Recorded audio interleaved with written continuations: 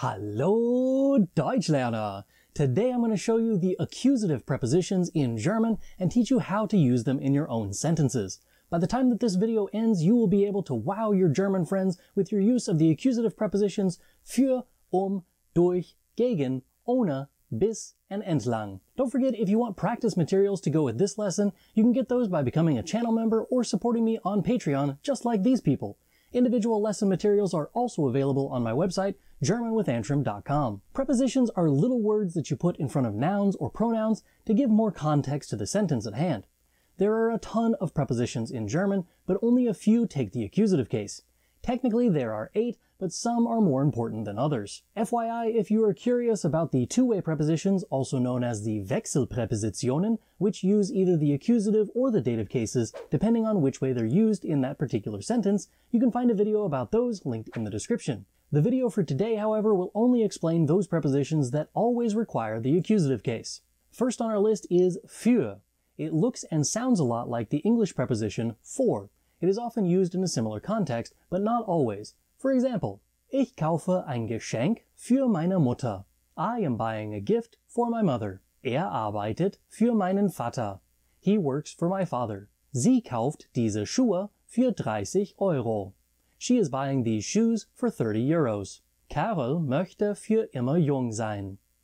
Carol wants to be young forever. If the word das is needed after für, it is often shortened down to just fürs. For example, ich kaufe die Karten fürs Konzert.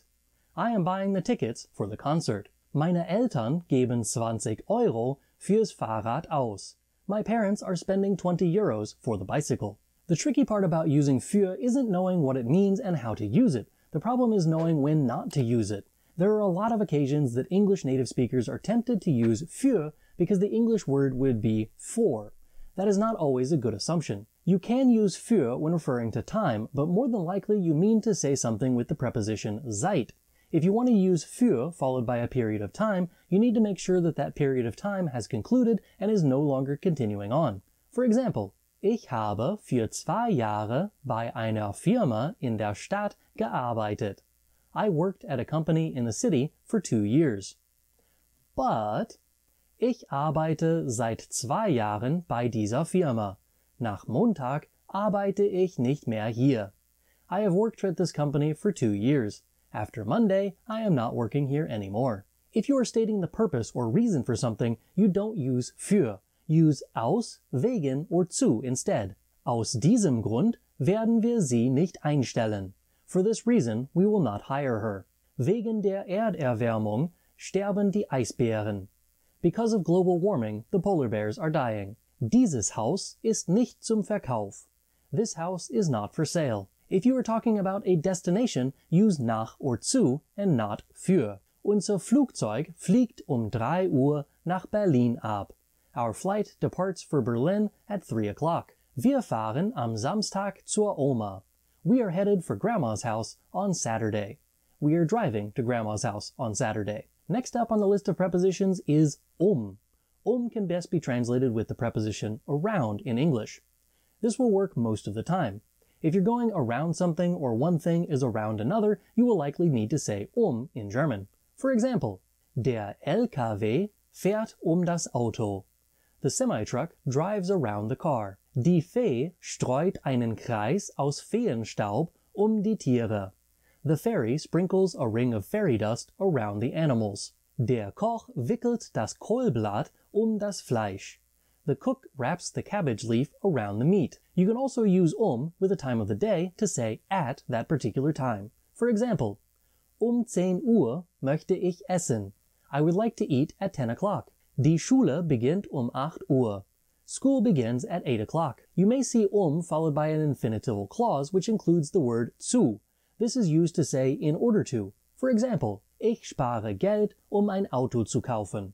I am saving money in order to buy a car. When is used in this way, it's not a preposition, but rather fulfilling the function of a conjunction, as it connects one clause to another.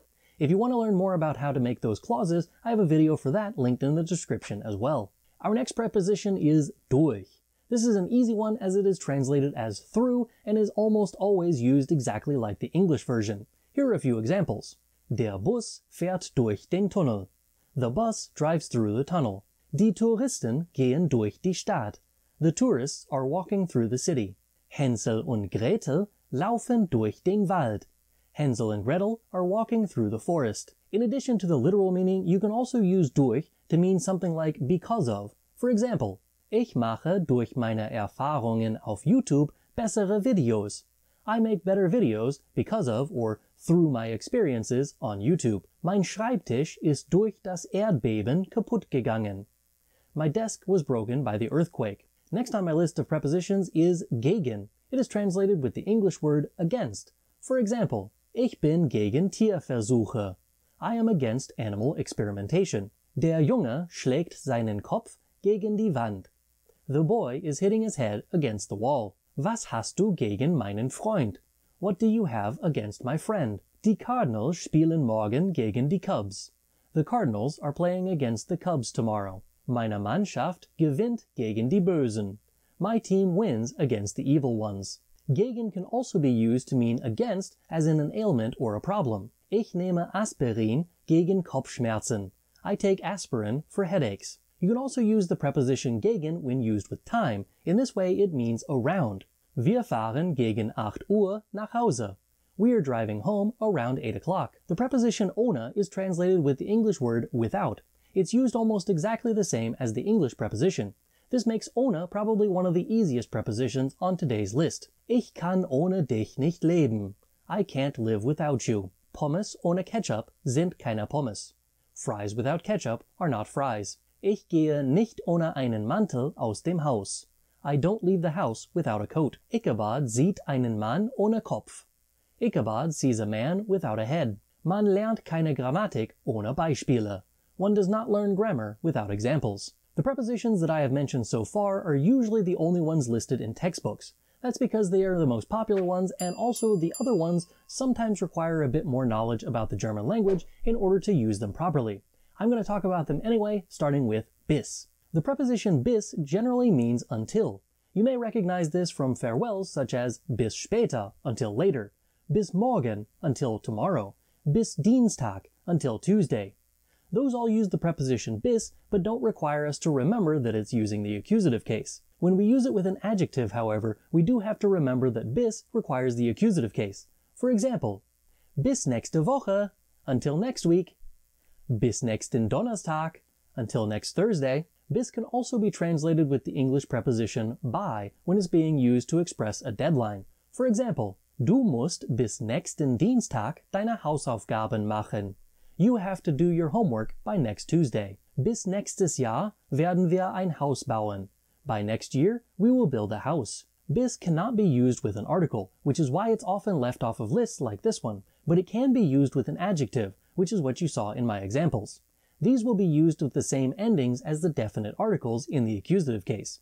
N for masculine, E for feminine and plural, and S for neuter. Another reason that bis is often left off of the accusative prepositions list is that it's often paired with another preposition, such as zu or in.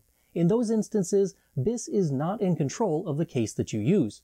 You look to the other preposition to tell you the case. I could make an entire video about bis and the combinations of other prepositions that you can use, but I'll have to leave that for a different day. Next on the list of neglected accusative prepositions in German is wieder. Not to be confused with wieder, which sounds the same, but definitely not the same. Wieder means against or contra, while wieder means again. Wieder is similar to gegen, but sounds a bit out of date or elevated. For example, Cain rebelliert wider den Vater Gott. Cain is rebelling against God the Father. Dieser Film ist wider meine Erfahrungen. This film is contra to my expectations. Man kann nicht wider die Natur agieren. One cannot act against nature. The last one on my list for today is entlang, and it comes with a bit of controversy. It usually is listed as an accusative preposition, but only uses the accusative case when it's used as the postposition. When entlang is used in front of a noun, it requires the genitive case. When it's used behind a noun, it uses the accusative case. Duden lists it as a preposition in the accusative case by Nachstellung, and even gives a few examples of how one might use it. Unfortunately, these examples are all fragments of sentences and only show the noun and entlang after it. This doesn't tell me that this is a postposition. it shows me that this is the last word in the sentence and is entlang, which could just mean that it's a separable prefix.